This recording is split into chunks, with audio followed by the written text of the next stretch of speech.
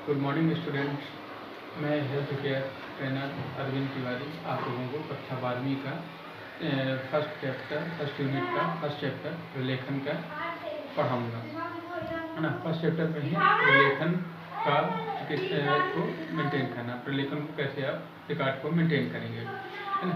तो उसके पहले मैं आपको बताऊँगा कि प्रलेखन है क्या।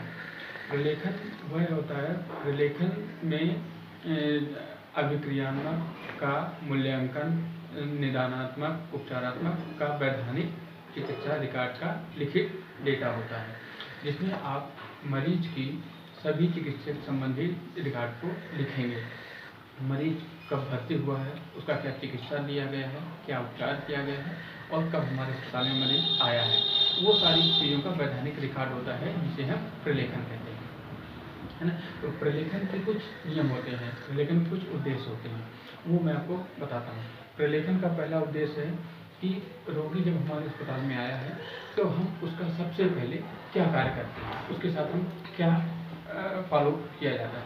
तो जब हमारे पास पहली बार रोगी आता है तो रोगी का हम नाम, पता, उम्र और उसका एड्रेस लिखकर एक रिकॉर्ड बनाते हैं। फिर फाइल के अंदर हम लिखते हैं कि मरीज किस स्थिति में हमारे पास आया है, मरीज के वाइटल्स क्या हैं। वाइटल्स में आता है ब्लड प्रेशर, टेम्परेचर, पल्स और रेस्पिरेशन, लास्ट में होता है सैचुरेशन। ब्लड प्रेशर का मतलब होता है उसका बीपी कितना है, पल्स उसकी नाड़ी दर कितनी है, सैचुरेशन उसका शरीर में ऑक्सीजन कितने % है, एंड रेस्पिरेशन मतलब शरीर रोगी सांस कितनी बार ले रहा है ना। फिर आगे हम बताएंगे कि मरीज हमारे पास किस स्थिति में आया है। मरीज हमारे पास बेहोशी की हालत में आया था कि होश में आया था, कि बेहोशी और होश दोनों में सेमी कॉन्शियस बोला जाता है, तो सेमी कॉन्शियस में आया था। जिस स्थिति में भी मरीज हमारे पास आता है उस मरीज को हम उसी स्थिति में उसका रिकॉर्ड मेंटेन करके रखते हैं। फिर दूसरा पॉइंट होता है 24 घंटे का प्रतिपूर्ति करना। जो रोगी हमारे पास आया है उसकी हम 24 घंटे के अंदर कितनी सेवाएं और 24 घंटे के अंदर हमने उसको जिस बीमारी को लेके आया था उसका हमने उपचार किया है और उसका कितना % हमारे पास रिजल्ट मिला है। अगर मरीज बेहोशी की हालत में आया था तो वह 24 घंटे बाद होश में आया कि नहीं आया, कि उसकी स्थिति में कुछ सुधार, अगर होश में नहीं भी आया है तो उसकी स्थिति में कुछ सुधार हो रहा है कि नहीं हो रहा है, और अगर वो उसकी स्थिति में सुधार नहीं हो रहा है तो क्या वो और क्रिटिकल होता जा रहा है। ये चीज़ों का हमारे पास लिखित वैधानिक रिकॉर्ड होता है। फिर प्रलेखन का होता है, उसकी दूसरा उद्देश्य होता है गुणवत्तापूर्वक उसमें सुधार।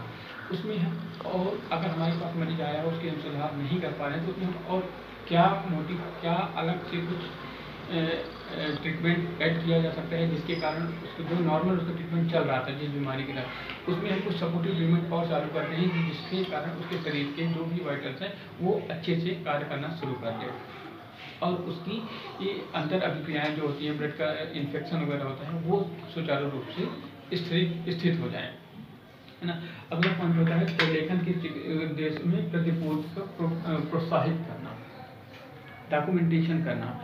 मतलब मरीज जो आया है उसके उद्देश्य को, उसकी स्थिति के बारे में हमें आगे अटेंडर को समझा देना कि आपका मरीज हमारे पास आया था तो वो बेहोशी की हालत में आया था कि कॉन्शियस होश में आया था, कि किस स्थिति में आया था। वो मरीज के साथ वाले को हम उसको समझाएंगे, अच्छे से उसको एक्सप्लेन करेंगे और उसको ये भी बताएंगे कि आपके मरीज की कंडीशन क्रिटिकल होती जा रही है या और आगे चल के वो सीरियस हो सकता है ना। उसकी स्थिति के बारे में मरीज के अटेंडर को समझाने के बाद उससे हम रिटर्न कार्रवाई करेंगे, उससे हम लिखित में ले लेंगे कि हमें हमारे मरीज को हम स्थिति के बारे में अवगत करा दिया गया है और उसके अपराध कुछ भी होता है तो उसकी रिस्पॉन्सिबिलिटी हम लेते हैं और डॉक्टर को उसका इलाज करने की अनुमति प्रदान करते हैं। और वो इतना लिखने के बाद उसमें अपना नीचे हस्ताक्षर, नाम और डेट डाल के साइन करके हमें देता है, जिसके कारण हम मरीज के आगे की ट्रीटमेंट करना स्टार्ट कर देते हैं। फिर होता है कि मरीज का लीगल प्रोसेस।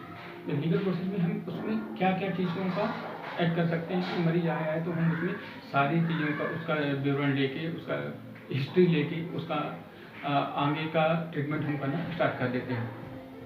फिर आता है कि रोगी की रिकॉर्ड का सदस्यता का स्वास्थ्य दिए गए दशाओं का वैधानिक रिकॉर्ड का हम को कैसे मेंटेन करेंगे। देखिए रिकॉर्ड तो हम मेंटेन कर लें, एक रिकॉर्ड होता है जो हम चिकित्सा संबंधी रिकॉर्ड बनाते हैं, है ना।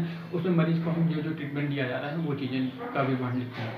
एक रिकॉर्ड हमारे पास होता है कि जब मरीज हमारे पास किस स्थिति में आया है, किस कारण से आया है, वो चीज़ हम बनाते हैं। जैसे कोई मरीज पुलिस केस का है, पुलिस केस में कैसे आता है, आरटीए का मतलब होता है रोड ट्रैफिक एक्सीडेंट। कोई व्यक्ति व्हीकल से जा रहा था, गाड़ियों से जा रहा था और अचानक एक्सीडेंट हो गया, वो किस में आएगा, वो पुलिस केस में आता है। किसी ने किसी व्यक्ति को चाकू मारा है, वो पुलिस केस में आता है ना। तो ऐसे केसों को हम एक वैधानिक रिकॉर्ड बनाएंगे, जो भी लेके आया है उसका नाम पता भी लिखेंगे, मरीज का लिखेंगे, मरीज को ये लिखेंगे उसको कहाँ चाकू लगा हुआ है, कितना इंजर्ड हुआ है उस चाकू की वजह से, और वो सारी कंप्लेंट बना के पुलिस थाने में जाएगी कि हम थाने में जाके उसको सबमिट करते हैं, ताकि मरीज का कल को मरीज ये कह दे कि नहीं हमारे मरीज को ये चीज़ें नहीं हुआ था, वो तो नॉर्मल कंडीशन पे आया था और अचानक, तो हम उसमें अगर हम पे कोई कार्रवाई होती है तो हम उसको ये बता सकें कि मरीज, आपका मरीज हमारे पास इस स्थिति में आया था, आपका यह व्यक्ति मरीज को लेके आया था और उसको हमने ये ट्रीटमेंट दिया था, उनको हमने पहले भी बताया था कि ये चीज़ें आपके मरीज को इतने इंजर्ड हुआ है, ये इस शरीर के इस पार्ट पे कट लगा हुआ है या उसको शूट आउट हुआ है, गोली लगी हुई है। हम वो सारी चीज़ें एक्सप्लेन करने के बाद मरीज के जो साथ में आया था उन्हें हमें अनुमति दी थी कि आप उसका इलाज करिए, कोई कार्रवाई होगी तो उसके रिस्पॉन्सिबल हम हैं। इसके बाद हम मरीज का ट्रीटमेंट करना शुरू कर देते हैं। फिर दूसरा प्रोसेस आता है कि नर्सिंग के स्वास्थ्य में नर्सिंग का रोल। नर्सिंग हमारे पास जब भी व्यक्ति आएगा, जो मरीज हमारे पास आया है उसका हम सबसे पहले वाइटल्स चेक करते हैं। वाइटल्स में blood pressure, temperature, pulse, respiration and saturation, ये सारी चीज़ें हमने चेक की। अब इसमें देखते हैं कि ब्लड प्रेशर कितना है। नॉर्मल ब्लड प्रेशर जो होता है 120/80 mm ऑफ HT, है ना। तो अगर 120, 130/90 या 130/80 भी है तो भी उसका नॉर्मल ब्लड प्रेशर है, उस पर हम normal temperature, normal blood pressure पे उसको ऐड कर लेंगे। टेम्परेचर, उसको बुखार तो नहीं है, अगर बुखार है तो कितना है। नॉर्मल टेम्परेचर होता है 98.6 डिग्री फ़ारेनहाइट, है ना, और 37 डिग्री सेल्सियस। अगर इससे ज़्यादा हो रहा है, 100 डिग्री फ़ारेनहाइट में आ रहा है, तो वो टेम्परेचर की स्थिति में है, पेशेंट को टेम्परेचर में बुखार है। उसका हम जितनी भी करंट जब भी हमारे पास आया है वर्तमान स्थिति में उसका टेम्परेचर दिखता था, वो हम अपने रिकॉर्ड में लिख लेंगे। उसका नॉर्मल सैचुरेशन कितना था, 90। नॉर्मल सैचुरेशन होता है 90% टू 100%। अगर इससे बिलो है तो वो उसको शरीर में ऑक्सीजन की कमी हो रही है, तो वो जिस स्थिति में आता वो हम लिखेंगे। फिर आता है रेस्पिरेशन, शरीर में वो ऑक्सीजन कितनी बार सांस ले रहा है, उस सांस को हम काउंट कर लेंगे। नॉर्मल रेस्पिरेशन होता है 17 से 20 बीट पर मिनट, है ना। 1 मिनट में हमारी कितनी बीट आ रही है, कितनी बार हम सांस ले रहे हैं, उस चीज़ों को लिखने के बाद हम अपने रिकॉर्ड में मेंटेन कर लिए और वो रिकॉर्ड हम बना के रख लिए और आगे फॉरवर्ड करेंगे। जब भी कोई सीनियर या सुपीरियर आता है तो हम उसको बताते हैं कि इस पेशेंट जो आया था तो हमारे पास इस वाइटल्स में एडमिट हुआ था। फिर डॉक्टर ने जो ट्रीटमेंट दिया है वो हम फॉलो करेंगे।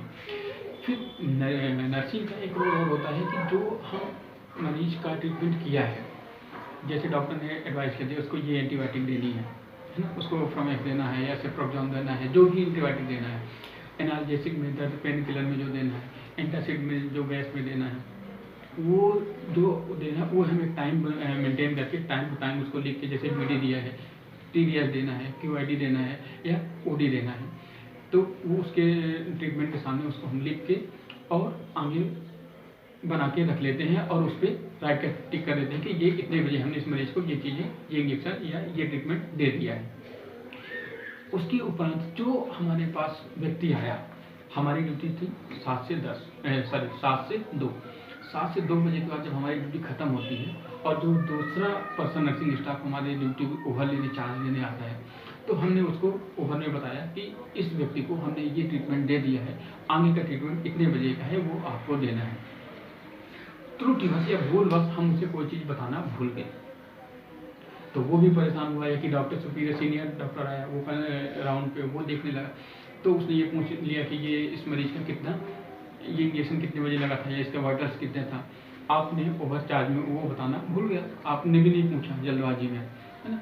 तो आप तुरंत उसकी फाइल में लिखा रखा है, आप उसकी फाइल पलटेंगे, जैसे ही फाइल का पेज खोलेंगे उसमें जो भी विवरण है वो डॉक्टर्स भी देख सकते हैं और आप भी देख के उनको बता सकते हैं कि ये मरीज हमारे पास इस कंडीशन से इस स्थिति में आया था और हमने उसके लिए इसको ये चीज़ें दी जा चुकी हैं, है ना।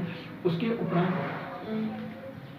दो चीज़ें और मेंटेन करते हैं, मरीज का इंटेक और आउटपुट। इंटेक का मतलब होता है मरीज को हमने कितना शरीर के अंदर उसको पानी, इंजेक्शन, टेबलेट और खाने में क्या क्या दिया है।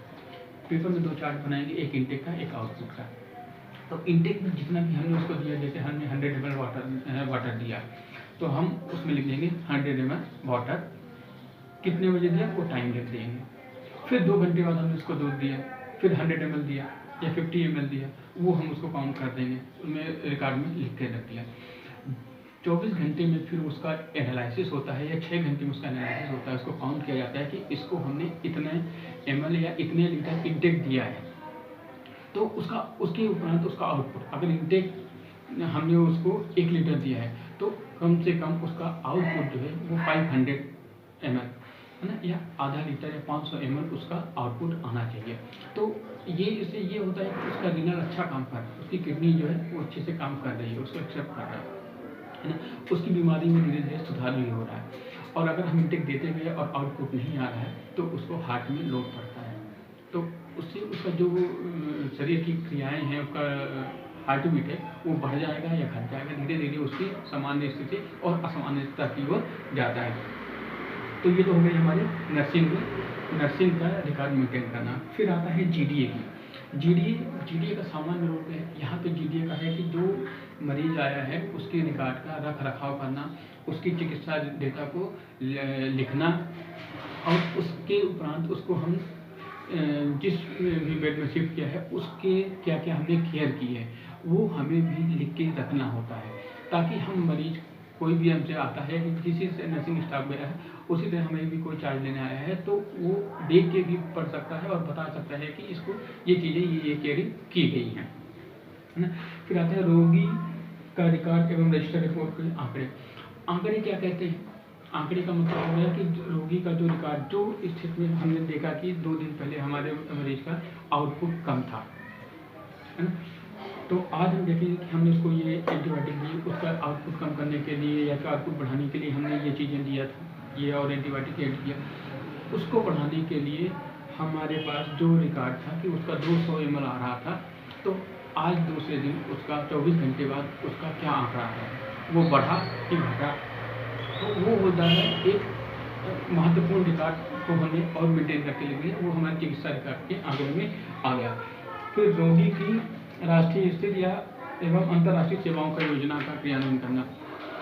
जो रोगी की रिकॉर्ड है वो रिकॉर्ड हमारा कहीं आगे भी जाता है कि जब कोर्ट में गया या उसका दूसरे राज्यों में ट्रीटमेंट लेने के लिए गया या हमारी हॉस्पिटल छोड़ के दूसरी बड़ी हॉस्पिटल में भी इलाज लेने गए, तो हम उसमें मरीज का जो भी आंकड़ा जिस स्थिति में हमारे पास आया था उस स्थिति से लेके और जिस स्थिति में हमारे पास से मरीज जा रहा है उस स्थिति तक का विवरण हम उस रिकॉर्ड में लिख के मरीज को डिस्चार्ज टिकट के रूप में देते हैं कि इस मरीज का ये ट्रीटमेंट या इतना हुआ है, इतनी % इसको आराम मिला है या कि इसकी स्थिति और बिगड़ती जा रही है, हमारे पास जो उपचार था, सुविधाएँ थी वो हमने किया है, उसके बाद वो आगे के ट्रीटमेंट लेने के लिए दूसरी जगह जा रहा है ना। ये तो हुआ रिकॉर्ड को प्रलेखन हम किस लिए करते हैं। अब आता है पर्पज ऑफ डॉक्यूमेंटेशन, मतलब हम किस पर्पज से, किस कारण से डॉक्यूमेंटेशन कर रहे हैं। तो डॉक्यूमेंटेशन करने का हमारे कई कारण होते हैं कि डॉक्यूमेंटेशन हम या तो हमने मरीज के बारे में अटेंडर को बताया कि मरीज की स्थिति ये थी, वो इस स्थिति में यहाँ पे आया था और उसकी स्थिति और डैमेज होती जा रही है। अटेंडर ने समझ लिया, सुन लिया, बोल दिया कि हाँ साहब आप ट्रीटमेंट करना शुरू कर दीजिए, जो भी मरीज की स्थिति होगी उसके बारे में हमको आपने बता दिया है, हम उसके लिए प्रिपेयर हैं। अचानक मरीज हमने उसके कहने बस से हमने उसका ट्रीटमेंट करना स्टार्ट कर दिया, अचानक से उसकी स्थिति क्या हुई, बिगड़ना शुरू हो गई। स्थिति बिगड़ना शुरू हो गई तो मरीज के अटेंडर ने क्या कहते, हम तो अपने मरीज को चलते फिरते लेके आए थे, अच्छा लेके आए थे, अब मरीज की स्थिति अचानक कैसे बिगड़ गई। रिस्पॉन्सिबल कौन हुआ, डॉक्टर और नर्सिंग स्टाफ। जब यहाँ पे गलती किसकी थी, हमारी डॉक्यूमेंटेशन ना होने की गलती हमारी थी।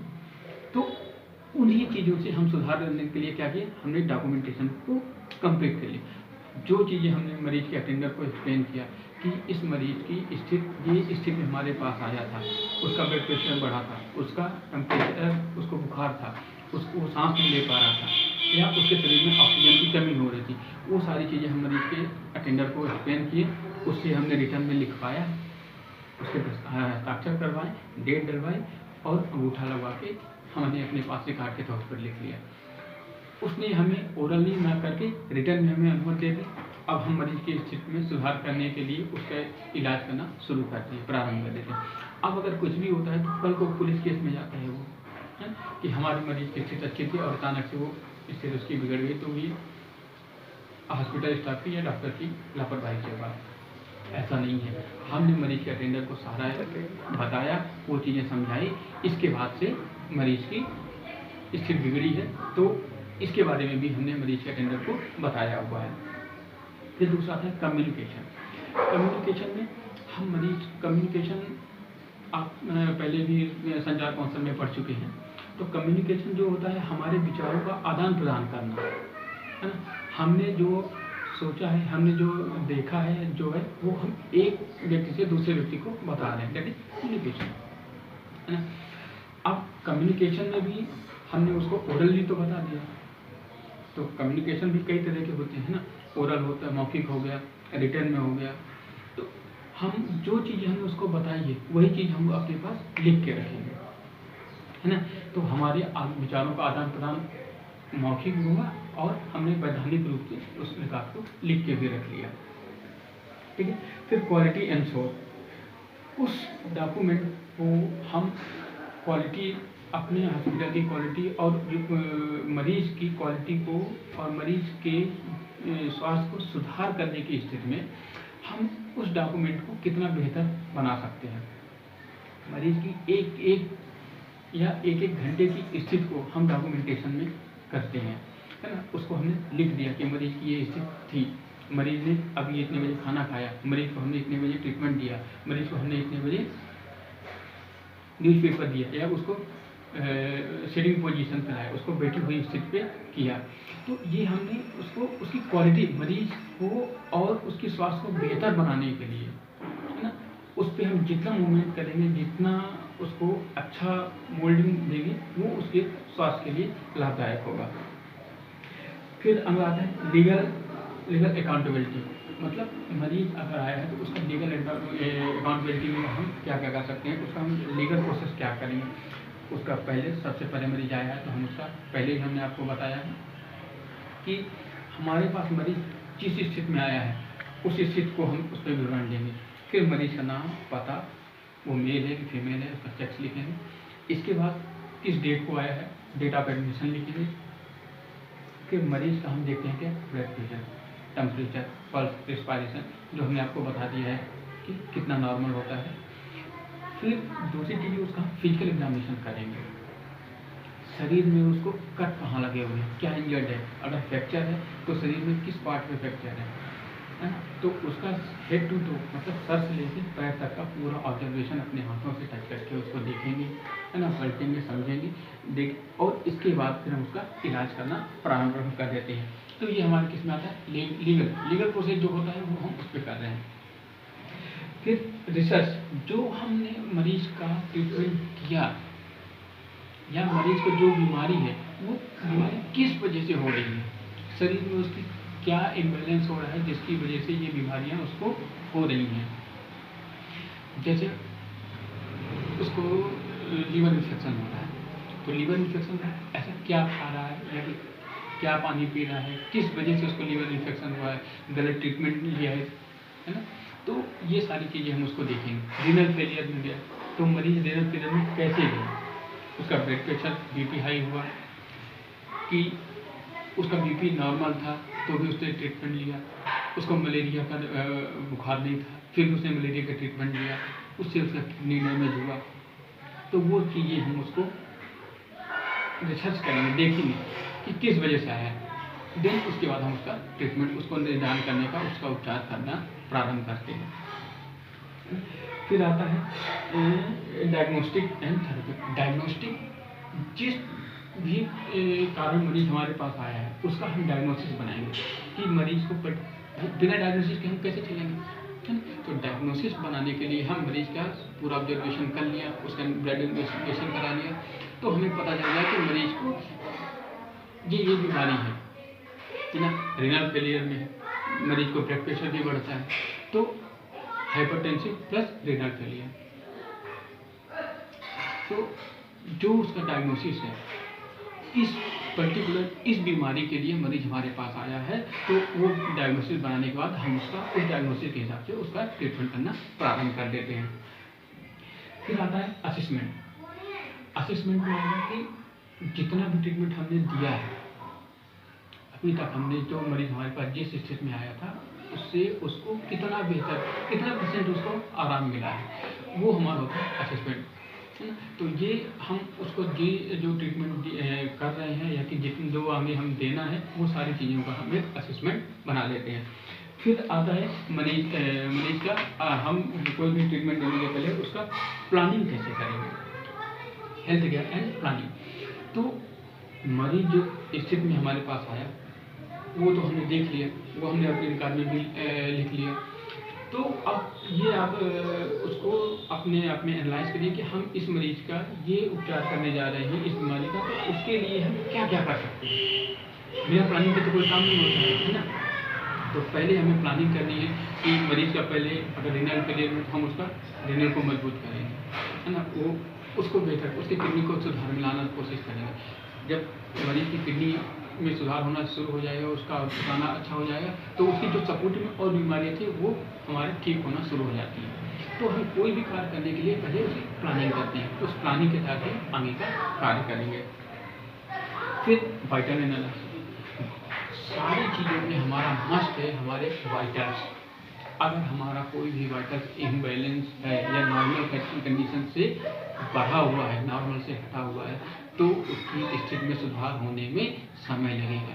तो हमें सबसे पहले, जैसे किसी को हाइपरटेंशन है, ब्लड प्रेशर बढ़ा हुआ है, अब ब्लड प्रेशर बढ़ा हुआ है, आप दूसरी बीमारी को ठीक करें लेकिन ब्लड प्रेशर की दवाई नहीं दे रहे, तो कहीं ना कहीं वो ब्रेन हेमरेज में जाएगा, है ना। दिमाग की कोई भी नस फट जाती है अगर उसका ब्लड प्रेशर बढ़ता रहा। तो हम वाइटल्स को स्टेबल करके चलते हैं। हमारा वाइटल्स जो है उसको हम सबसे पहले ध्यान देंगे कि हमारा वाइटल्स नॉर्मल कैटेगरी में आ जाए। फिर हिस्टोरिकल डॉक्यूमेंट, फिर हम उसका डाटा, उसकी हिस्ट्री लेंगे। मरीज की जब तक आप हिस्ट्री नहीं लेते हैं तो आपको ये पता नहीं चलता है कि मरीज को क्या हुआ है, कब हुआ है और कैसे हुआ है। तो हिस्ट्री 3 तरह की होती है, past history, present history and family history. तो हम पहले देखते हैं पास्ट हिस्ट्री, पहले हम प्रेजेंट हिस्ट्री ले लेते हैं। प्रेजेंट हिस्ट्री में होता है कि वर्तमान में जो मरीज हमारे पास आया है, जिस स्थिति में आया है, वो किस बीमारी के तहत आया है ना। मरीज हमारे आया हमारे पास कि हमें शुगर की बीमारी है, ठीक, हम उसका शुगर काउंट जांच करें, चक्कर आ रहे हैं, हमने चक्कर लिख लिया, है ना, और में दर्द है, उसको बुखार है, वो चीज़ें हमने जो उसको कंप्लेन प्रेजेंट टाइम पे है, आज की स्थिति में है, वो हमने उसको नोट कर लिया। फिर उससे हम पास्ट हिस्ट्री में जाएंगे। मरीज क्या इसके पहले कभी बीमार हुआ है, अगर हुआ है तो कब हुआ, कितने साल पहले हुआ था, वो हमने देख लिया, पूछ लिया। इसके बाद उसका किस चीज़ का जो बीमार हुआ था उसका इलाज क्या हुआ था, उसने इलाज कहाँ कराया था, क्या आपके पास उसका कोई पुराना पर्चा है, वो पर्चा लेके या कि उसकी पूरी हिस्ट्री लेके, या कोई ऑपरेशन हुआ था तो किस चीज़ का ऑपरेशन हुआ था और कितने साल पहले ऑपरेशन कराया था, उसका आपने पूरा भरपूर ट्रीटमेंट लिया था, जितने दिन का कोर्स होता है, 7 दिन का, 14 दिन का, 30 दिन का, वो आपने पूरा ट्रीटमेंट लिया था। वो देखने के बाद वो हमने उसका पास्ट हिस्ट्री में काउंट कर दिया। फिर आता है लास्ट फैमिली हिस्ट्री, वो भी हमारे लिए बहुत मस्ट होती है। फैमिली हिस्ट्री जैसे किसी को शुगर है, किसी का ब्लड प्रेशर है, तो ये जेनेटिक्स होती है, आनुवंशिकता बीमारी है, ये एक पीढ़ी से दूसरी पीढ़ी में भी चलती है। तो क्या आपको, आपके पिताजी को, आपके माता को कभी ब्लड प्रेशर था, आपके दादा दादी को ब्लड प्रेशर था, उनको शुगर की बीमारी थी, है ना। तो ये उनकी फैमिली हिस्ट्री या हम लेके अपने पास रिकॉर्ड करके रखते हैं। तो जो हमारी हिस्ट्री है वो हमारे उपचार के लिए आगे चल के बहुत लाभदायक है, बहुत हम उस पर जितना अग्रेसिव आगे बढ़ेंगे वो हमारे लिए मदद देती है ना। तो हमने टोटल आज का चैप्टर पढ़ा है प्रलेखन का मेंटेन करना। प्रलेखन क्या है, प्रलेखन को, है ना। तो प्रलेखन का मतलब है कि हमारे पास जो मरीज आया है उसका हम पूरा विवरण, है ना, या कि जो मरीज हमारे पास जितने दिन तक एडमिट है उसका हम पूरा विवरण, उसका लिखित तौर पर वैधानिक रिकॉर्ड को हमने अपने पास रखा हुआ है, यदि प्रलेखन, है ना। आई होप आप लोगों को मेरा पढ़ाया हुआ समझ में आ रहा है।